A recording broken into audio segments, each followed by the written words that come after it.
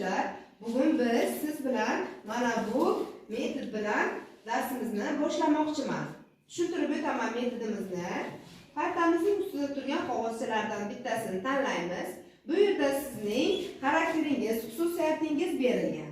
Qani bir-biringizni qanday siz o'rgandingiz yil davomida? Shu narsalarni bilib olamiz. Bitta o'quvchi chiqadi, misol uchun namuna sifatida tushuntirib beraman. Do'stim chiqadi, xohlagan bir varaqchasini tanlaydi. Bu yerda sinfimizning xohlagan bir o'quvchisining xatti-harakatlari yashiringan. Shuni do'stim o'quvchimiz mana bu tojimiz orqali o'sha o'quvchini topib beradi.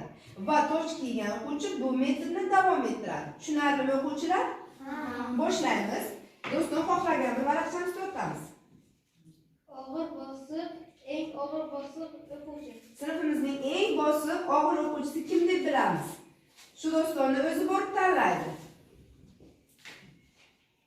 Eng og'ir bosiq o'quvchi Muhammad Bobur. Yaxshi. Bu metodni davom ettiramiz. Muhammad Bobur chiqamiz.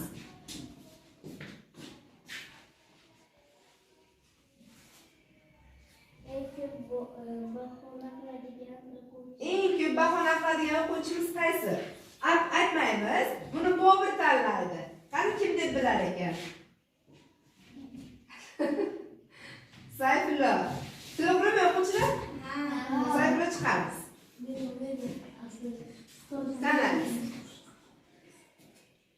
Tanlaymiz. O'quvchilarga qarab o'qiymiz.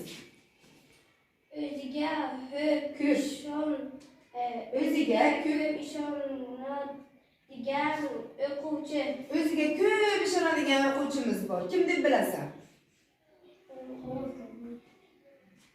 Kim deb bilasan? Aytmaymiz, gapirmaymiz. Qani kim deb bilar ekan? Kimni deb o'ylaysan? Hamma ishni o'ziga ishonch bilan bajaradi. Sherali. Sherali deb bilasanmi? Yaxshi. Sherali kel. Davom ettiramiz metodimizni. Tanlaymiz.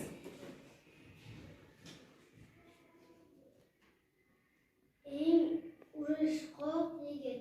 Eng urushqoq yigit sinfimizning kim deb o'ylaysan? Hamma narsada urush qilib ketadigan, tez jahli chiqadigan Asad. Asad kel.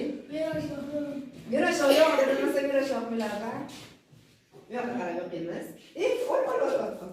Bitta tanladik. Yo'q ekan, boshqasini. Sinfning eng uyquchisi. Sinfning uyquchisi kim? Ba'zida uxlab qoladi darslarda. Sho'rlik. Keling.